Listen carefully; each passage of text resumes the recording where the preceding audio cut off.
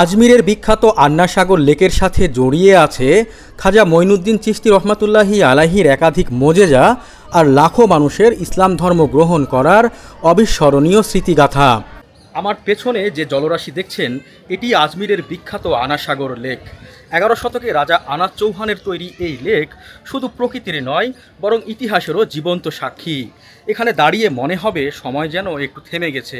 এবার চলুন ডুব দেই এই লেকের গল্পে। দ্বাদশ শতাব্দীতে 13 কিলোমিটার বিস্তৃত এই হ্রদ তৈরি করা হয় লুনি নদীতে বাঁধ দিয়ে অভ্যন্তরীণ পানির চাহিদা মেটানোর জন্য। হ্রদের আববাহিকা অঞ্চল প্রায় 5 কিলোমিটার বিস্তৃত আর গভীরতা প্রায় 4.4 মিটার এবং এতে জমা পানির পরিমাণ প্রায় 50 লাখ কিউবিক মিটার।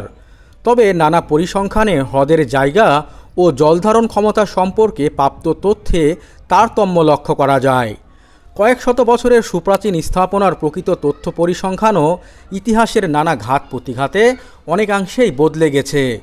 সম্রাট শাহজাহান এই লেকের ধারে সাদা মার্বেল পাথরের প্যাভিলিয়ন তৈরি করে দেন এবং সামনে দৌলতবাগ নামের একটা বাগান বানান। এই লেক তার শান্ত জলরাশিতে আজও ধারণ করে চলেছে ইতিহাস, প্রেম আর প্রার্থনার প্রতিচ্ছবি।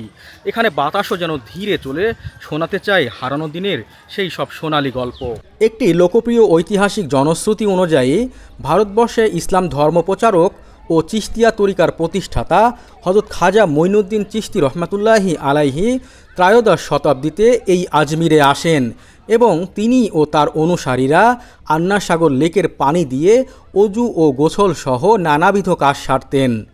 লেকের দুপারে ছিল অসংখ্য মন্দির এবং পূজার স্থান। এসব মন্দিরের পুরোহিতরা একদিন রাজা আনান চৌহানের কাছে অভিযোগ করেন, আজমিরে ঘাঁটি গেড়ে বসা মুসলিম সাধুরা আমাদের পবিত্র লেকের পানি অপবিত্র করে দিচ্ছে, এতে আমাদের পূজা অর্চনায় চরম ব্যাঘাত ঘটছে।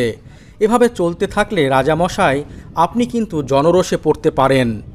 রাজা আনান চৌহান অনেক ভাবনা চিন্তার পরে সৈন্য পাঠিয়ে খাজা মঈনুদ্দিন চিশতি এবং তার অনুসারীদেরকে হ্রদের পানি ব্যবহার করতে বারণ করে দিলেন এবং হ্রদের চারিদিকে সৈনিকদের পাহারা বসালেন।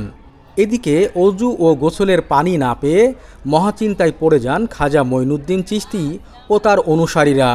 এসব দেখে মুচকি হেসে খাজা মঈনুদ্দিন চিশতি রহমাতুল্লাহি আলাইহি রাজা আনান চৌহানের কাছে 1 কলস পানি দিতে অনুরোধ করলে তিনি তাতে সম্মত হয়ে যান এবং জানিয়ে দেন 1 কলসের বাইরে আর 1 ফোঁটাও পানি দেওয়া হবে না।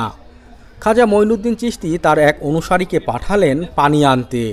তিনি সন্ধ্যায় 1 কলস পানি নিয়ে ফিরে আসলেন। এরপরে অলৌকিক ঘটনা ঘটল পরের দিন ভোরে। দেখা গেল হ্রদের সব পানি শুকিয়ে গেছে। এতে স্থানীয় জনগণের মাঝে ব্যাপক চাঞ্চল্য ও ভীতির সৃষ্টি হলো। তারা বুঝতে পারলেন হযরত খাজা মঈনুদ্দিন চিশতি রহমাতুল্লাহি আলাইহি অলৌকিক ক্ষমতা সম্পন্ন দরবেশ এবং বড় মাপের আল্লাহর ওলি। তারা খাজা সাহেবের কাছে ক্ষমা প্রার্থনা করা শুরু করলেন। এতে তিনি সন্তুষ্ট হয়ে আল্লাহ তাআলার কাছে দোয়া করেন এবং ওই কলসের পানি হ্রদে ফেলে দেওয়ার জন্য হুকুম দিলেন। আল্লাহ তাআলার অশেষ কৃপায় পরদিন হ্রদ আবার পানিতে ভর্তি হয়ে যায়। এটা হযরত খাজা মঈনুদ্দিন চিশতি রহমাতুল্লাহি আলাইহির এক অনন্য কারামত ছিল। এই ঘটনার পরের দিন তার শিষ্য ও অনুসারীদের সংখ্যা এতটাই বাড়তে শুরু করলো যে হিন্দু পুরোহিতরা সে সময় অনেকটাই ভড়কে যান। জনশ্রুতি অনুযায়ী ওই ঘটনার পরে প্রায় 90 লক্ষ মানুষ ইসলাম ধর্ম গ্রহণ করেন।